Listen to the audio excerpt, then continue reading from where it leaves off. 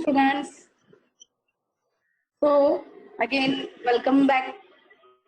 आज नेहमीप्रमाणे पुन्हा एकदा एक नवीन लेसन, नवीन पोयम असं सांगत आज आपण इथपर्यंत पोहोचलेलो आहोत. So today we are going to see काहीतरी डिफरंट बघायचं आहे आज आपल्याला.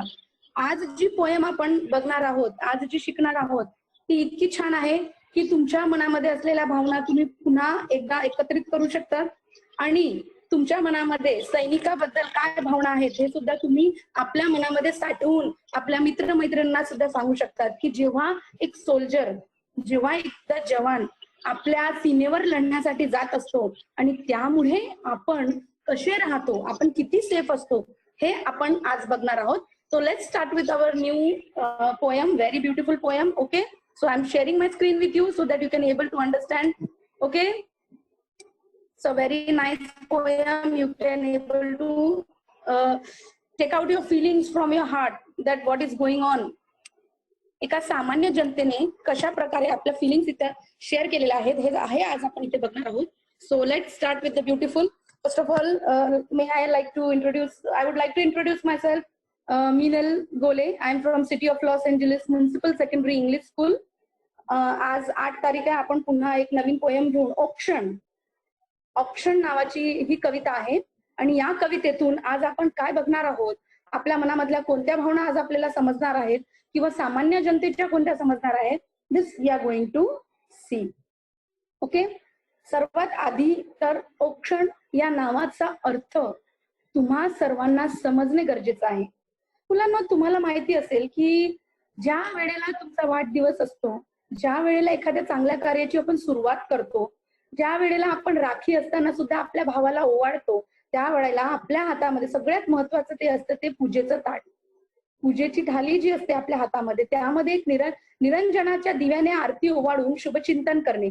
म्हणजे एखादा व्यक्ती जर दूर जात असेल किंवा एखाद्या व्यक्तीच्या चांगल्यासाठी किंवा एखाद्या व्यक्तीला गुड विशेस देण्यासाठी, ओके, त्या वेळेला आपण याच पूजेने, याच आरतीने आपण त्या व्यक्तीचं औक्षण करत असतो आणि ते औक्षण करत असताना आपण त्याला गुड विशेस देतो. आपण we showers blessings on that person. आपण त्याला चांगले आयुष्य जगण्यासाठी किंवा त्याचं आयुष्य वाढावं यासाठी आपण त्याच्याबद्दल चांगला विचार करतो.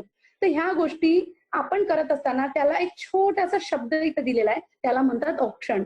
आणि या कवितेच्या ज्या कवित्री आहेत इंदिरा संत यांनी इतक्या सुंदर पद्धतीने याची मांडणी केलेली आहे की आपल्याला ऐकताना सुद्धा कुठे कुठे आपल्या अंगावर शहारे येतील की खरंच किती सुंदर प्रकारे यांनी सामान्य जनतेच्या मनातले एका सैनिकाबद्दल त्यांना काय वाटतं इथे सांगण्याचा, रेखाटण्याचा सुंदर प्रयत्न केलेला आहे. सगळ्यात आधी तर तुम्ही तुमच्या पाठ्यपुस्तकामध्ये असलेली बघा, तुमच्या समोर इथं दाखवलेलं आहे.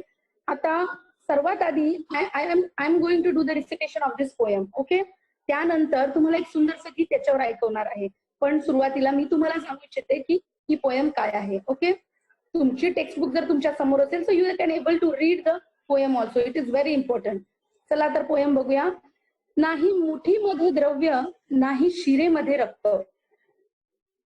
ध्यान देऊन ऐकायचं मुलांनो. नाही मुठीमध्ये द्रव्य, नाही शिरेमध्ये रक्त.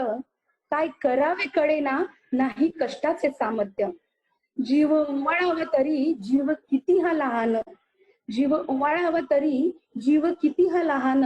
तुझ्या शौर्य गाथे पुढे त्याची केवढीशी शान. वर घोंगावे बंबारा पुढे कल्लोड धुराचे. वर घोंगावे बंबारा पुढे कल्लोड धुराचे. धडाडत्या तोफातून तुझे पाऊल जुतीचे. तुझी विजयाची दौड डोळे भरून पहावी.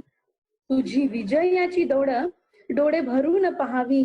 डोळ्यातली आसवांची ज्योत ज्योत पाजळावी. अशा असंख्य ज्योतींची तुझ्या मागून राखण. दिन दुबड्यांची असे तुला एकच औक्षण. बघा मुलांनो, किती सुंदर पद्धतीने त्यांनी इथं मांडलेली आहे. कदाचित तुम्हाला अर्थ समजायला थोडा कठीण होत असेल, पण आपण आपली कविता सुरू करण्याआधी सर्वात आधी मी तुम्हाला आपल्या कवितेच्या कवित्री इंदिरा संत अगदी सुंदर पद्धतीने यांनी ही जी कविता मांडलेली आहे, यांनी मांडलेल्या कवितेचं अगदी छोटंसं सुंदर गीत आपण बघूया. त्या गीतावरून आपल्याला समजेल की आज आपल्याला या पोएम मधून काय काय बघायला मिळणार आहे. Okay, so let's start with the beautiful song. तुमच्या समोर मी एक बघा, खूपच सुंदर असं गीत आहे आणि त्या गीतेमधून तुम्हाला भरपूर काही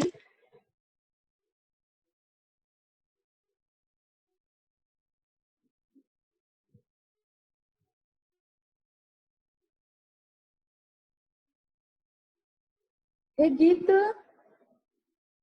weight a minute, I am going to start again.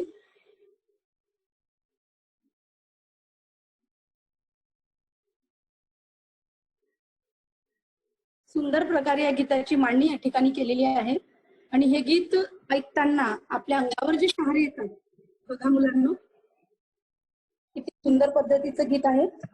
Can you able to hear?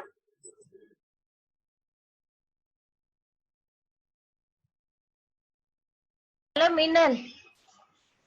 Hello. Hello. हा, आवाज नाही येत. आवाज नाही येत आहे. Okay okay, wait wait. आपण सुंदर पद्धतीने हे जे गीत आज आपल्या समोर बघत आहोत. Okay okay, I am going to play it again so that you can able to understand. Okay, सुंदर आवाज आहे, खूप सुंदर पद्धतीने मांडणी केली आहे. नाव यू कॅन एबल टू नाही मुठीमध्ये द्रव्य, नाही शिरेमध्ये रक्त, काय करावे कळेना नाही कष्टाचे सामर्थ्य. जीव ओवाळावा तरी जीव किती हा लहान, तुझ्या शौर्य गाथे पुढे याची केवढीशी शान. वर घोंगावे बंबारा, पुढे कल्लोळ धुराचे, धडाडत्या तोफातून तुझे पाऊल जिद्दीचे. तुझी विजयाची दौड डोळे भरून पहावी, डोळ्यातील आसवांची ज्योत ज्योत पाजळावी. अशा असंख्य ज्योतींची तुझ्या मागून राखण, दिन दुबळाचे असे तुला एकच औक्षण. खूप छान, अगदी सुंदर पद्धतीने हे गीत तुमच्या समोर सादरी करण्याचा हेतू माझा एवढाच होता की ज्या वेळेला आपल्याला समजतं की जेव्हा एखादा सैनिक सीमेवर जात असतो आणि सीमेवर जात असताना त्याच्या मनामधल्या काय भावना असतं त्याला माहिती असताना सुद्धा इंदिरा संत यांनी सांगितलेलं आहे की त्याच्या मनामधल्या जरी भावना आपल्याला माहीत असल्या तरी आपल्या मनातल्या भावना, कॉमन पीपल, सामान्य जनतेच्या भावना त्यांच्यापर्यंत पोहोचाव्या की ते आपल्या देशासाठी काय करत आहेत आणि त्यांनी आपल्या देशासाठी आपल्या जीवाचं पर्वा न करता आपण इथे सुखी राहायला हवं, आपण इथे व्यवस्थित, आपण काही टेन्शन न घेता झोपतो. आणि हे याचं एकमेव कारण असते की आपले सैनिक जे जवान असतात ते सीमेवर लढत असतात. तर चला तर मग सुंदरसं गीत झाल्यानंतर आपण या कवितेचा अर्थ समजून घेताना आपल्याला पुन्हा एकदा त्या विचारत जा की खरंच काय होत असते सामान्य जनतेचा. So let's start. सर्वात आधी आपण आपल्या कवितेच्या ज्या कवयित्री आहेत इंदिरा संत यांचा परिचय बघूया. तुम्ही स्क्रीनवर बघू शकता त्यांचा परिचय. सुप्रसिद्ध कवयित्री, फेमस पोएटेस, कथाकार, स्टोरी रायटर, ललित लेखिका, शॉर्ट स्टोरी रायटर, विशुद्ध भाव कविता लिहिणारी कवयित्री म्हणून तत्कालीन समीक्षांनी इंदिराबाईंच्या कवितेला मुक्त दाद दिली. विशुद्ध म्हणजे ओरिजिनल, म्हणजे प्रत्येक वेळेला she wants to put originality in front of you. तिने प्रत्येक वेळेला, आपल्या कवयित्रीने प्रत्येक वेळेला एक खरा आपल्यासमोर भाव व्यक्त करणाऱ्या कविता नेहमी लिहिलेल्या आहेत. आणि त्यामुळे सुद्धा त्यांचे जे समीक्षक होते, त्यांचे क्रिटिक्स जे होते, त्यांनी सुद्धा काय केलेलं आहे की इंदिराबाईंच्या कवितेला त्यांनी प्रत्येक वेळेला ॲप्रिशिएट केलेलं आहे. Every time they appreciate that खरंच इंदिरा संत ह्या किती सुंदर कविता लिहितात.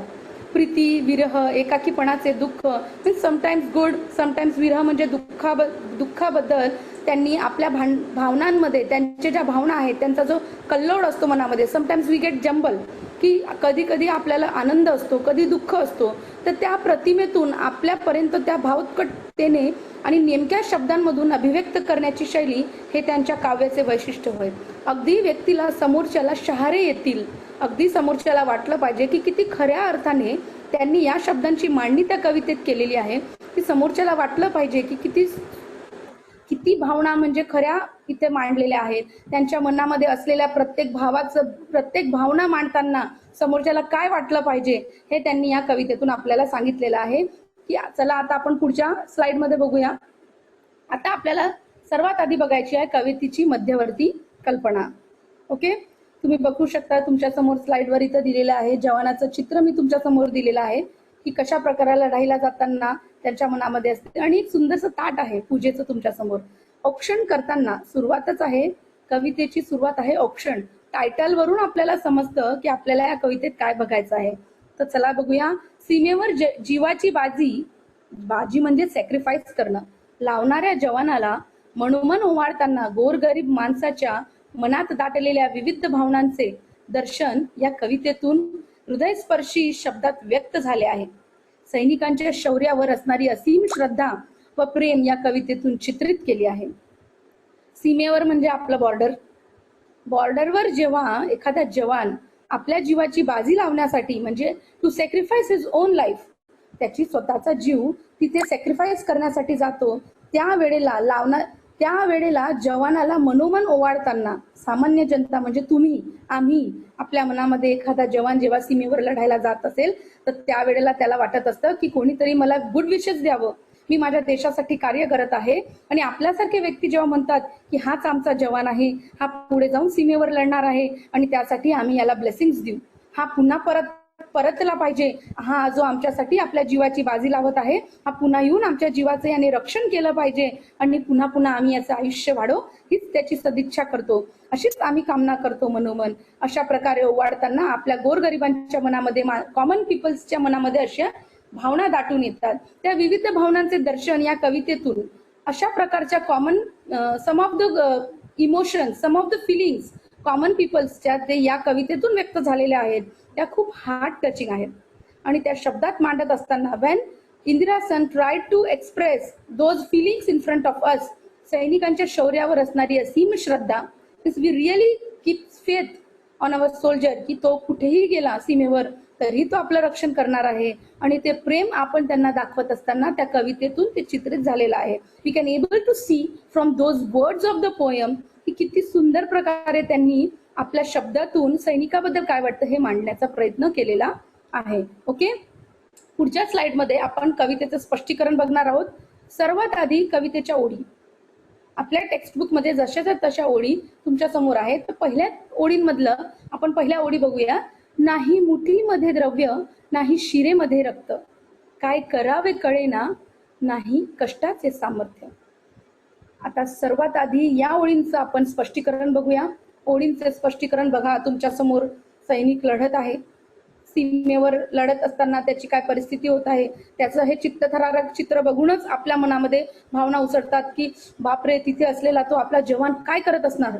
अशा प्रकारचं चित्र म्हणून तुमच्या समोर रेखाटण्याचा मी प्रयत्न केला आहे. तर सीमेवर शत्रूशी लढायला चाललेल्या जवानांविषयी कृतज्ञता व्यक्त करताना दीनदुबळी जनता त्याला उद्देशून म्हणते. तर सर्वात आधी बॉर्डरवर लढायला, to fight in the battle field, त्या ठिकाणी आपला सोल्जर जात असताना त्याच्याबद्दलची कृतज्ञता, we really say thanks to that soldier, की खरंच तुम्ही जे आमच्यासाठी करत आहे ते कार्य आम्ही कधीही थँक्स म्हणून सुद्धा किंवा धन्यवाद म्हणूनही आपण ते व्यक्त करू शकत नाही शब्दामध्ये.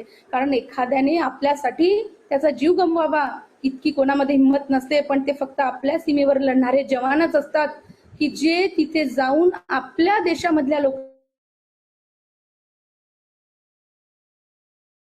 खूप महत्वाचे. म्हणून या ठिकाणी त्यांना पॉइंट आउट करून उद्देशून म्हटले आहे की आमचे तुझ्यावरील प्रेम करण्यासाठी आमच्याकडे धन दौलत नाही. आता बघा आपल्या कवितेतील ओळींमध्ये तुम्ही बघितलं असेल, नाही मुठीमध्ये द्रव्य.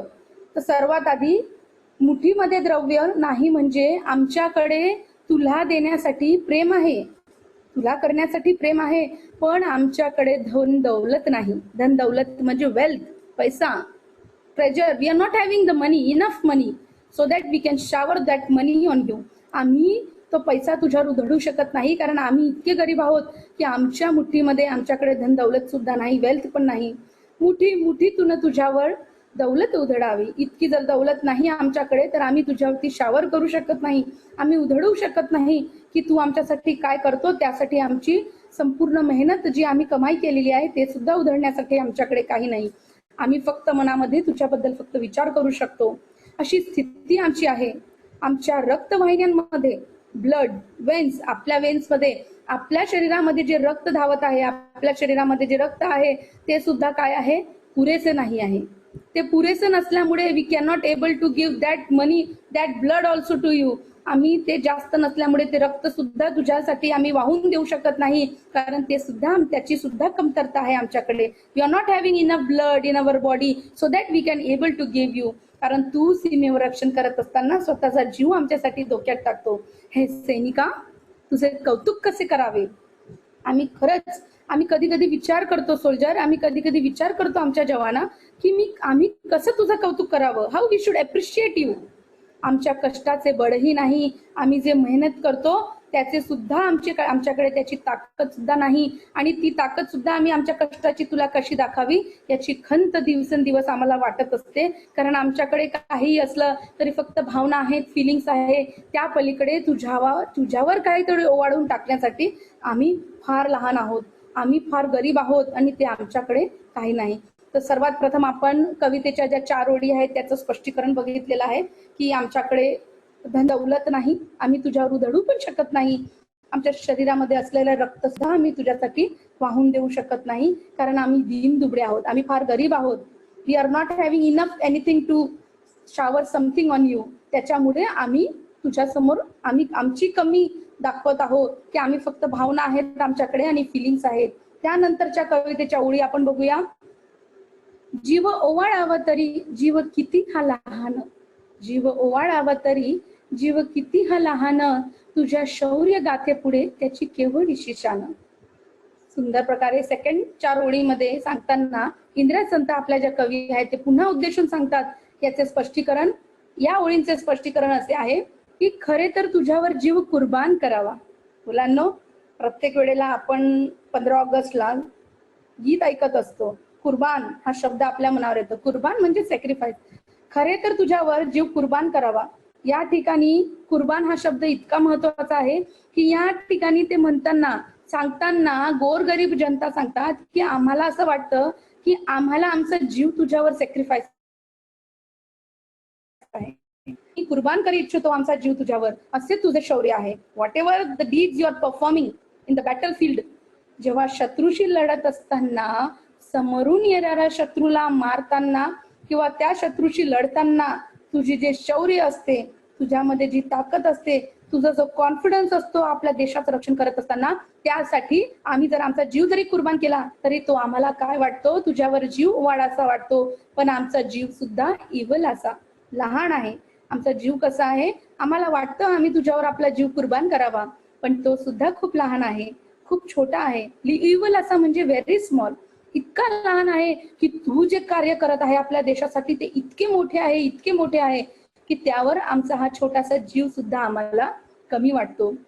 बघा मुलांनो, किती म्हणजे त्यांची भावना इतकी वाढलेली आहे की आपण जर एखाद्यावर आपला जीव ओवाळून टाकतो तर ती खूप मोठी गोष्ट झाली, पण एखाद्या जवानावर जर जीव ओवाळून टाकत आहे गोरगरीब जनता, दीनदुबळी जनता, तर त्यावेळेला सुद्धा त्यांना वाटत आहे की आपला सैनिक जो सीमेवर लढत आहे त्याच्यापेक्षा सुद्धा आमचा जीव लहान आहे. कारण त्याचे शौर्य, देशासाठी कार्य करण्याची इच्छा त्याची जी आहे ती खूप मोठी आहे, आणि ते सॅक्रिफाईस करून, ते फॅमिली सॅक्रिफाईस करतात, स्वतःचा जीव सॅक्रिफाईस करतात, आणि तिथं लढत असताना त्यांनी एकटेच असतात. फक्त सर्व सोल्जर्स विचार करत राहतात की कोणीतरी येणार, आम्हाला फक्त अप्रिशिएट करणार, आणि त्यासाठीच आमचा जीव सुद्धा, दीनदुबळी जनता म्हणते की आमचा जीव सुद्धा खूप लहान आहे तुझ्या समोर कुर्बान करायला. तुझ्या पराक्रमाच्या कथेपुढे आमच्या लहानशा जीवाचे मोल ते काय. बघा किती छान शब्दामध्ये सामान्य जनतेने मांडलंय. इंदिरा संत सामान्य जनतांची फिलिंग मांडत आहे की तुझ्या पराक्रमाच्या कथेपुढे आमच्या लहानशा जीवाचे मोल ते काय. इतकासा जीव आहे आमचा, तुझा पराक्रम, तुझं शौर्य, तू जे कार्य करत आहे, तू जी आपली कर्तबगारी तिकडे दाखवत आहे, लढताना, सीमेवर आपलं शौर्य दाखवताना, त्या पुढे आमचा जीव अगदी लहान तर आहेच, परंतु आमचा जीवाची काही एक किंमत नाही. कारण की देशासाठी लढत असताना जे प्राण तू गमावतो ते मोलाचे असतात. तुझ्यावर कुर्बान करताना आम्ही जर आमचा जीव तुझ्यावर ओढून टाकला तरी तुझ्या त्या कुर्बानी पुढे आमची कुर्बानी नथिंग आहे. आमच्या जीवाची शान अगदी मामुली आहे. आपण एखाद्यावर जीव वाढवून टाकावा असं ते सांगत असताना सोल्जरला सांगतात, एका जवानाला सांगतात, ते सैनिकाला सांगतात की आमचा जीव एक शान प्रत्येकाची असते. जशी तू तुझ्या सीमेवर लढत असताना आपला जीव गमावतो आणि ती तुझी शान असते की मी माझ्या देशासाठी माझ्या प्राणाची कुर्बानी दिलेली आहे. पण आम्ही तुझ्यावर कुर्बान करताना त्याचा मोल तर कमी आहेच, पण त्याची अगदी मामुली आहे. अगदी मामुली आहे ही गोष्ट की आम्ही तुझ्यावर आपला जीव वाढावा. तशा प्रकारे सुंदर प्रकारे सेकंड 4 ओळींचे सुद्धा आपण स्पष्टीकरण बघितलेलं आहे. बघा, सीमेवर लढत असताना देशासाठी कशा प्रकारे लढत आहे या चित्रातून तुम्हाला समजेल की देशासाठी लढत असताना एका जवानाच्या मनामध्ये काय काय असतं. फिलिंग्स त्यांच्याही मनामध्ये असतात, पण केवळ आपली दुनिया, आपले एक जग, आपली फॅमिली सगळे मागे टाकून ते पुढे जातात, कारण की तुम्ही तुमच्या परिवारासोबत राहायला हवे. आणि अशाच प्रकारे तिसऱ्या 4 ओळींकडे आपण वळूया. वर घोंगावे बंबारा, वर घोंगावे बंबारा पुढे कल्लोळ धुराचे, वर घोंगावे बंबारा पुढे कल्लोळ धुराचे, धडाडत्या तोफातून तुझे पाऊल जिद्दीचे. बघा, पुन्हा एकदा आतापर्यंत आपण स्पष्टीकरण बघितलं होतं की कशा प्रकारे जीव ओवाळून टाकायचा आहे, कशा प्रकारे त्यांच्या समोरची स्थिती आलेली आहे. पण आता या ठिकाणी त्यांना गोरगरीब जनता सांगत आहे, सामान्य जनता स्पष्टीकरण देताना आपल्या समोर इंदिरा संत सांगतात की आता त्यांना भीती आहे मनामध्ये की कशा प्रकारे लढत असताना त्यांच्या समोर कोणकोणत्या परिस्थिती येतात. जवान सीमेवर लढत असताना, युद्ध प्रत्यक्ष होताना तुझ्या डोक्यावरून लढाऊ विमाने घुंगावतात. एखाद्या वेळेस लढत असताना अचानक आपल्या डोक्यावरून एखाद्या शत्रूंचे जर विमाने आली आणि त्याच्यातून जर गोळीबार झाला, त्याचा वर्षाव होत असताना आपल्या सैनिकांना कळत नाही, अचानक जर तो वर्षाव झाला तर त्यामध्ये कितीतरी जवान आपले शहीद होतात. आणि तो शहीद होत असताना सुद्धा त्यांना माहिती सुद्धा नसतं की आपल्या डोक्यावरून लढाऊ विमाने जात आहेत आणि ते विमानं जात असताना आपला कधीही मृत्यू होऊ शकतो, आपण कधीही देशावर कुर्बान होऊ शकतो. तरी सुद्धा एवढ्या हिमतीने ते पुढे जातात. त्यांचा आवाज विमानांचा येत असतो, त्या आवाजामध्ये सुद्धा ते त्यांचं कॉन्सन्ट्रेशन लूज करत नाही. आणि तरी सुद्धा बॉम्ब फुटतात धुवाधार गोळीबारामुळे आणि धडाडणाऱ्या तोफातून तुझ्या अवतीभोवती धुरांचे लोट उसळतात. बघा, तुम्ही बघू शकतात तोफातून कशा प्रकारचे आवाज होतात. बॉम्ब जर फुटले, जेव्हा ब्लास्ट होते एखाद्या बॉम्बचा, तर सगळीकडे धूरच धूर होतो. धुवाधार गोळीबारामुळे, कंटिन्युअस फायरिंगमुळे सगळीकडे तोफांतून अवतीभोवती त्याच्या आजूबाजूला धुरांचे लोट उसळतात. सगळीकडे धूरच धूर असतो. सामान्य जनता म्हणतात की तुला त्यावेळेला समजत नाही की काय करावं, पण तरी सुद्धा तू देशासाठी आपले प्राणाची बलिदान करण्यासाठी तू पुढे जात राहतो. तू कधीच आपले पाऊल मागे घेत नाही. एवढ्या धुरांचे लोट असताना सुद्धा तुझ्या मनामध्ये कधीच येत नाही की मी आता ही बॅटल फील्ड मध्ये असेच आपल्या देशासाठी सोडून मी पुन्हा निघून जावं. तू पुन्हा हिमतीने, तू पुन्हा ताकदीने समोर जातो आणि लढत असताना त्यांना सांगण्याचा प्रयत्न करतो की मला माझ्या देशासाठी, मला माझ्या देशाला विजयी घोषित करायचं. निकराने शत्रूशी झुंज देण्यासाठी तुझे हिमतीचे पाऊल पुढेच पडते. ज्या वेळेला शत्रू समोर येतो, काही वेळेला लोक घाबरतात, काही वेळेला आपल्यासारखा सामान्य माणूस सुद्धा घाबरतो. पण सैनिकांना अशी शिकवण दिली जाते की देशासाठी लढत असताना फक्त आणि फक्त आपण विचार करायचा तो आधी देशाचा. त्यावेळेला कुठला परिवार नसतो, त्यावेळेला आई नसते, त्यावेळेला बाप नसतो, आपल्या समोर मुलंही नसतात, त्यावेळेला आपली बहीण, भाऊ, आपल्या सोबतचे मित्र मंडळी, त्यावेळेला कोणीच आठवत नाही. त्यावेळेला आठवतो तो फक्त आपला देश. शत्रूशी लढत असताना, शत्रू म्हणजे एनिमी, आपल्या समोर जे लढायला येतात ते आपले एनिमी असतात. आणि ज्या वेळेला 2 देशांमध्ये ही बॅटल फील्ड होत असताना, शत्रूची लढत झुंज देत असताना, म्हणजेच लढत असताना आपल्या समोर कोणतीही परिस्थिती आली तरी आपण मागे विसरून जातो आणि मागे विसरून आपण काय करतो, हिमतीने पुढे जाण्याचा प्रयत्न करतो. आणि त्या वेळेला जो प्रयत्न हा जवान करत असतो, त्या जवानाचा रणधुमाळीत तू जिद्दीने लढतो. बॅटल फील्ड मध्ये अजून जिद्दी होत जातो आणि ती जिद्द त्याच्या मनामध्ये एवढी असते की त्यावेळेला त्याच्या मनात फक्त एकच विचार असतो की मला न घाबरता देशासाठी लढायचं आहे. कितीही धूर येऊ दे, कितीही धूर उसळू दे, धुरांचे लोस उसळतात, तरीही तो पुढे जातो. गोळ्यांचा वर्षाव होतो, सगळीकडे बॉम्ब ब्लास्ट होतात, प्रत्यक्ष डोक्यावरून त्याच्या विमाने जातात, घोंगावतात, जोरात आवाज होतो, अतिशय परिस्थिती खूप भयानक असते. पण तरी सुद्धा पुढे जात असताना त्याच्या मनामध्ये असलेल्या भावना आपल्या समोर मांडण्याचा प्रयत्न केलेला आहे या कवितेतून. आणि गोरगरीब जनता सांगते की इतकी हिंमत असताना सुद्धा तू पुढे जातो, आम्हाला वाचवण्याचा प्रयत्न करतो, देशाला वाचवतो, म्हणून आम्ही सुरक्षिततेने आम्ही आमच्या घरामध्ये सेफ आहोत, फक्त तुझ्या जिद्दीमुळे, फक्त तू शत्रूंशी झुंज देत असताना तुझ्यामध्ये असलेल्या हिमतीमुळे, कारण तुझे पाऊल फक्त पुढे जात असते. तुझ्या विजयाची डोळे भरून पाहावी. बघा किती सुंदर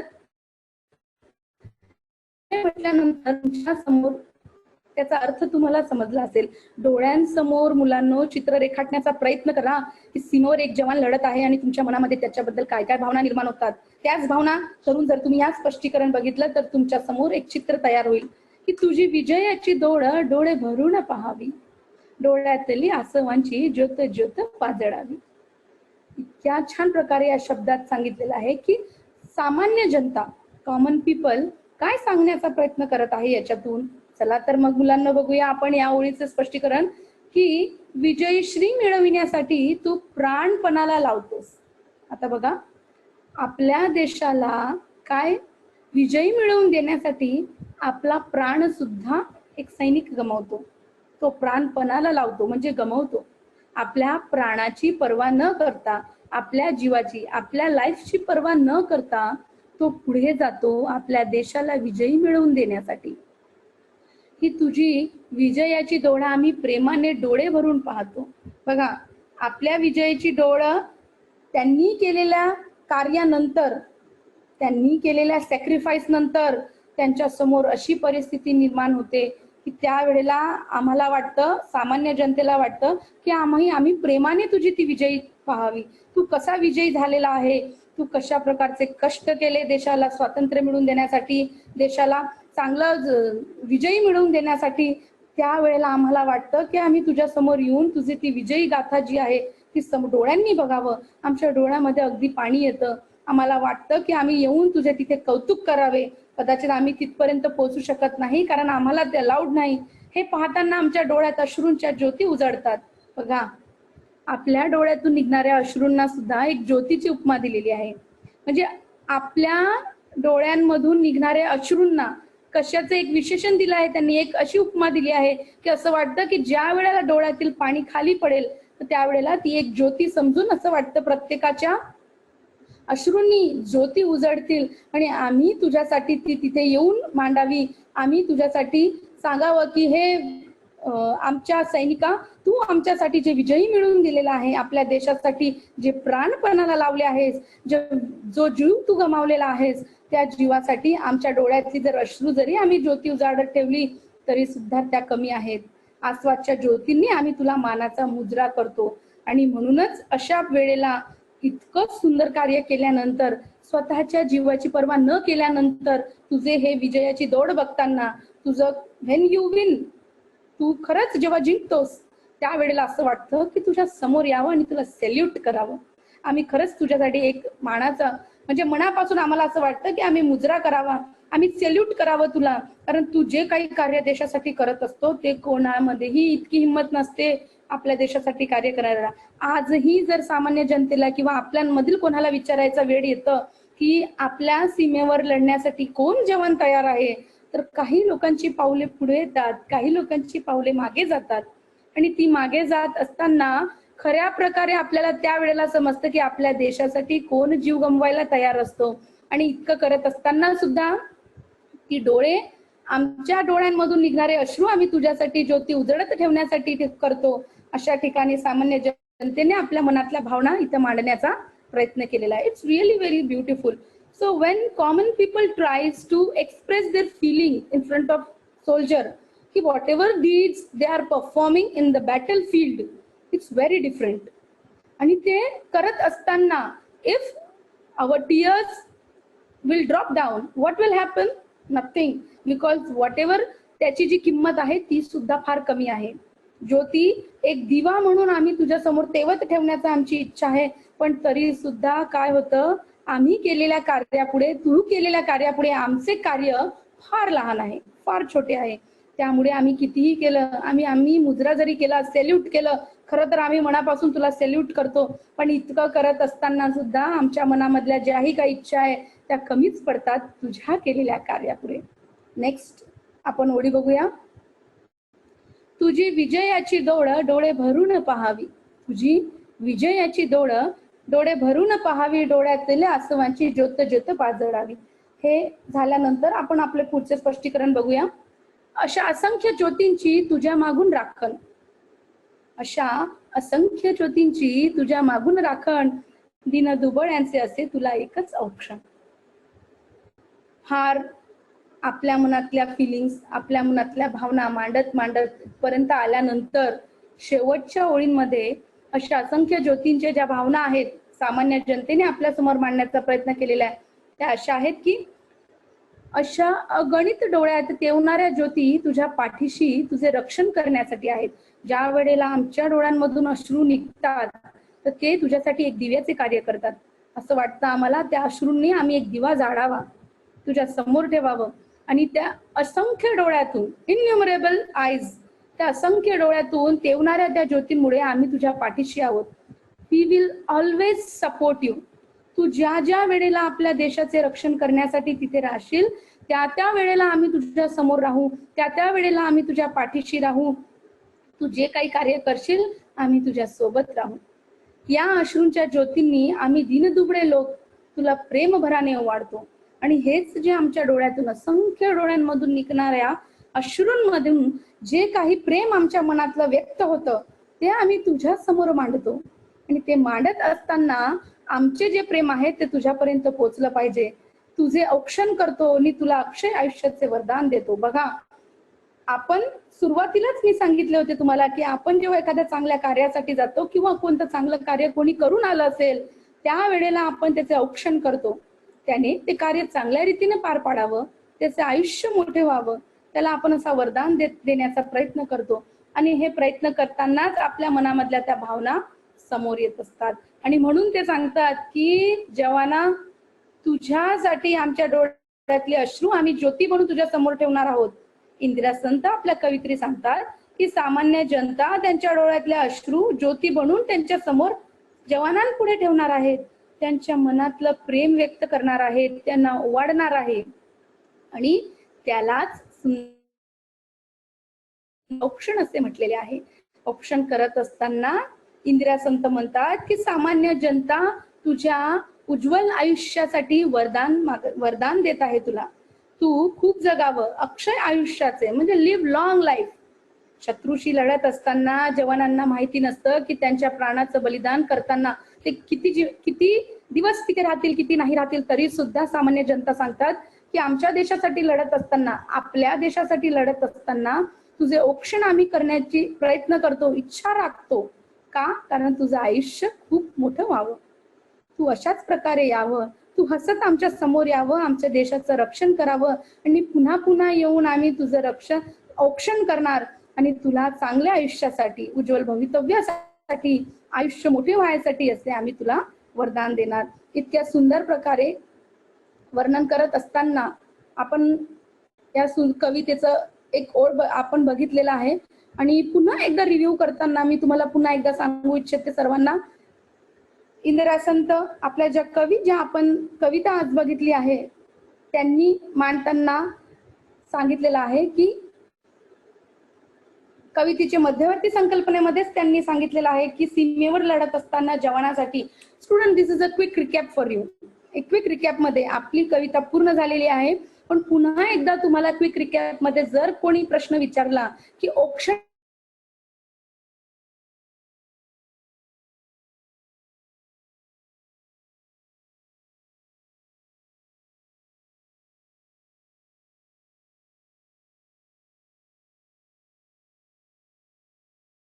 त्यावरती संकल्पनेमध्ये येणार की त्यांच्या मनातले हार्ट टचिंग फिलिंग्स जे आहेत कॉमन पीपल्सची, त्या दाटलेल्या भावना आपल्या समोर व्यक्त करण्यासाठी पुन्हा एकदा इंदिरा संत यांनी सामान्य जनतेची इच्छा प्रकट केलेली आहे. पहिल्या ओळींमध्ये सांगताना त्यांनी सांगितलेलं आहे की नाही मुठीमध्ये द्रव्य, नाही शिरेमध्ये रक्त, काय करावे कळेना, नाही कष्टाचे सामर्थ्य.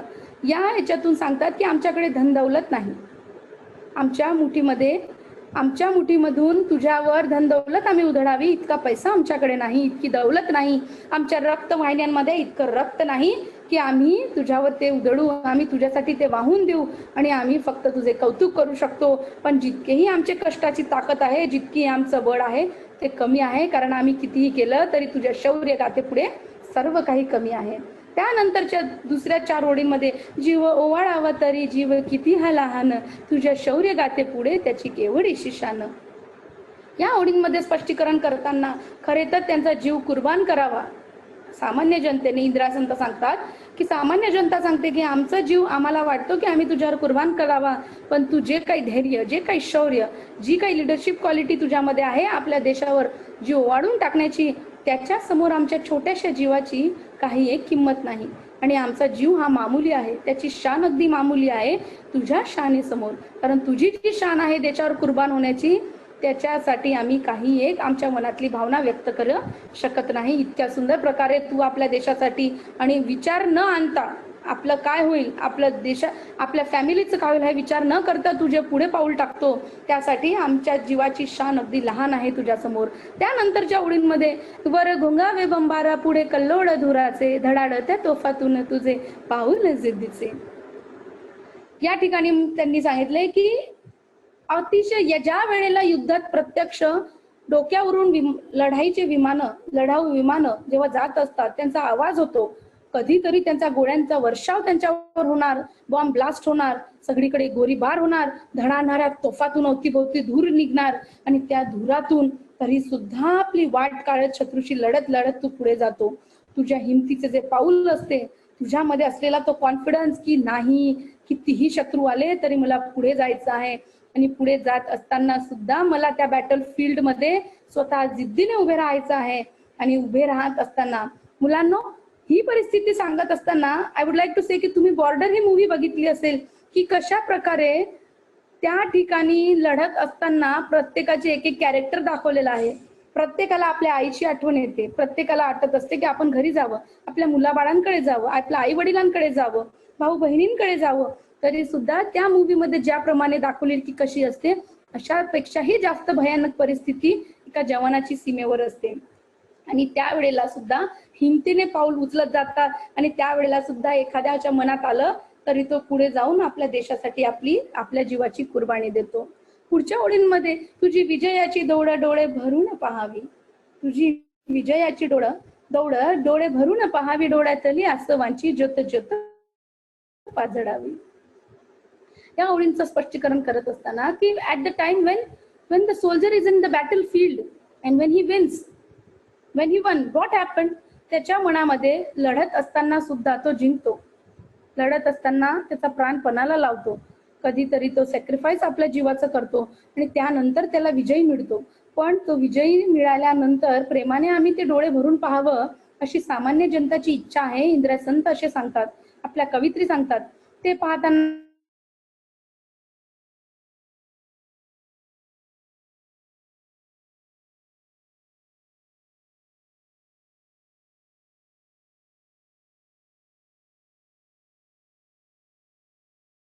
विजयी घोषला मुजरा करावा, आम्ही सेल्यूट करावा अशी आमची मनापासून इच्छा असते. पुढच्या ओळींमध्ये अशा असंख्य ज्योतींची तुझ्या मागून राखण, दुन दुबळ्यांचे असे तुला एकच औक्षण.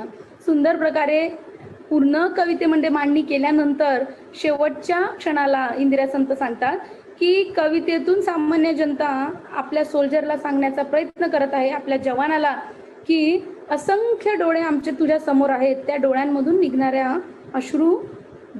जे अश्रू निघणार आहेत त्याची आम्ही ज्योत तयार करणार आहोत. त्या ज्योतींनी दुबळे लोक आम्ही तुला प्रेमभराने ओवाळतो, आम्ही ओवाळण्याचा प्रयत्न करू. तू चांगले कार्य केल्याबद्दल, तुला चांगले कार्य करण्याबद्दल आम्ही अप्रिशिएट करू. तू खूप मोठा व्हावा तू नेहमी विजयी व्हावा. तुझं प्राणपणाला लावत असताना तुझा प्राण वाचवण्यासाठी आम्ही तुला वरदान देतो. आम्ही फक्त मनातून तुझ्यासाठी एवढीच कल्पना करू शकतो. इतकी सुंदर प्रकारे मांडणी केलेली आहे इंदिरा संत.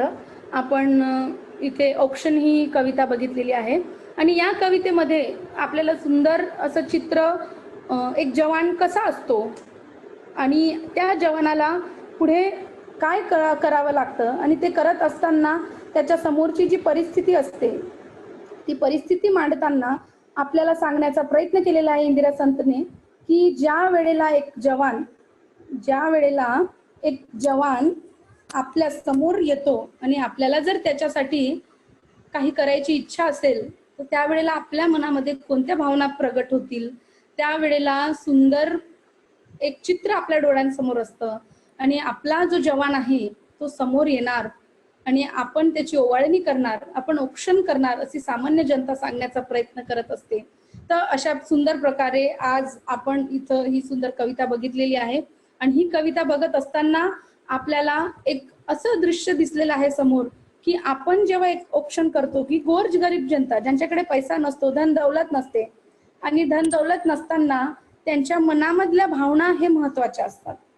ज्या वेळेला त्या भावना आपण व्यक्त करतो एखाद्या कवितेतून, तेव्हा कवी किंवा कवित्री ते व्यक्त करत असताना त्यांचे मनातले भाव आपल्याला दिसण्याचा आपण बघत असतो. आपण फक्त कविता वाचत असतो, पण वाचण्यामागची जी भावना असते ती जर आपण बघितली तर ती खूप सुंदर असते.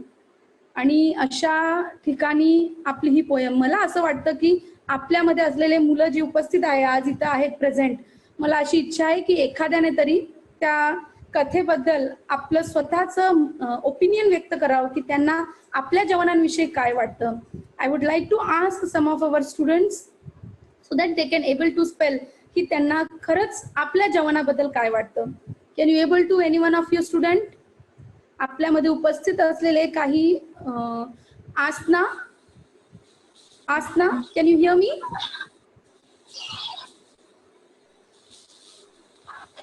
Asna, one of our student is there.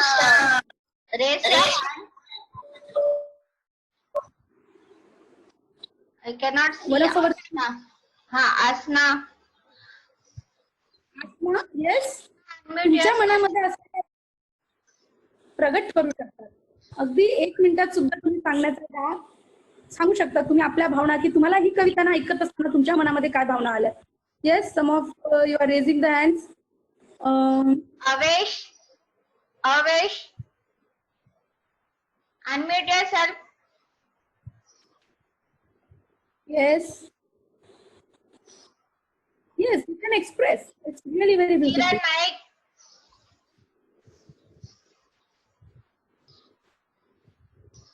Kiran Naik, unmute yourself. Santosh. Yes. मुलांना घाबरण्याचं कारण आहे, अगदी सुंदर कविता आहे. Santosh, who is there? Please speak up. Almas Khan, Aman Kanodia, yes, one of you. I am with you. Whatever problem you will have, I will solve with you. You can say. Yes, Khushi. Khushi is also there. Khushi, can you hear me? Khushi, you have raised your hand. Can I? Santosh.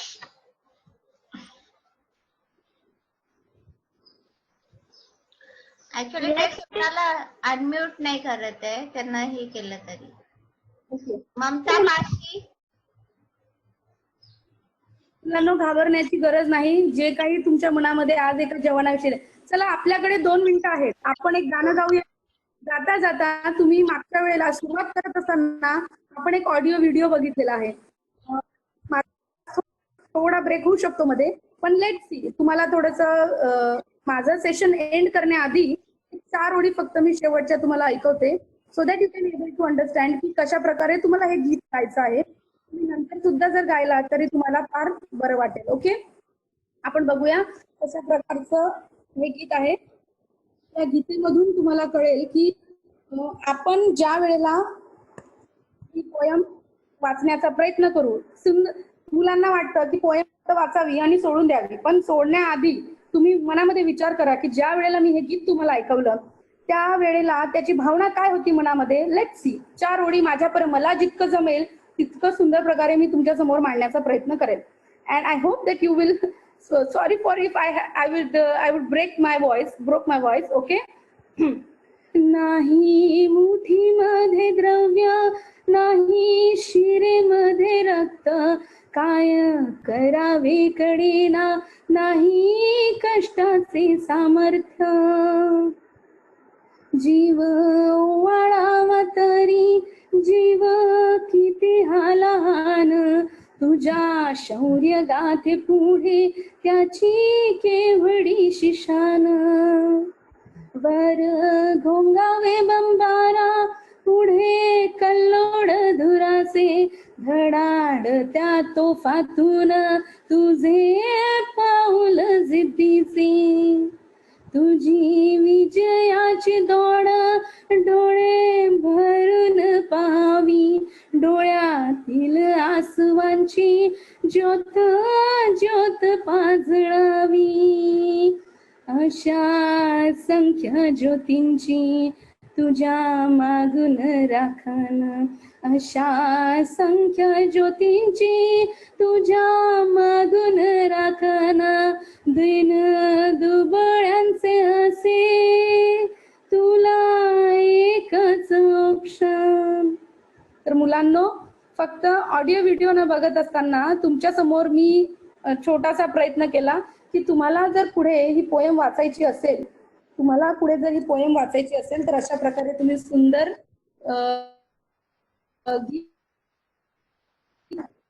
गीत सादरीकरण करत असताना जर तुमच्या मनामध्ये काही भावना आल्या तर गाणं म्हणत असताना त्या अगोदरच व्यक्त होतील. समोरच्याला जास्त सांगण्याचा प्रयत्न करायची गरज नाही, कारण आपल्या भावना आपल्या गीतेतून सुद्धा व्यक्त होऊन भरपूर चांगल्या प्रकारे होऊ शकतात. So thank you so much students that you have listen, and whatever the difficulties you are having we can able to solve करू शकतो. आणि जेही काही प्रॉब्लेम असतील चॅटिंग मध्ये सुद्धा आपल्या दूर होतात. आणि हे सादरीकरण तुम्ही माझं ऐकलं, खूप छान प्रकारे तुम्ही ऐकलं. एक्सप्लेनेशन नक्कीच तुम्हाला आवडलं असेल, कारण की पोयम खरंच खूप छान आहे. तर अशा प्रकारे पुन्हा एकदा ज्या वेळेला आपलं लेक्चर राहील पुन्हा एकदा परत आपण अशाच नवीन लेक्चर सोबत भेटूया. नवीन कविता, नवीन लेसन, नव्या प्रकारे. And thank you so much. So today myself Meenal Gole, I again thankful to all of you to attend my this lecture. Thank you so much all of you. Thank you so much. Meenal, खूप छान lecture होतं. Heart touching poems होते आणि तुझा आवाजही खूप सुंदर आहे. Thank you madam. Thank you so much. Thank you. Okay.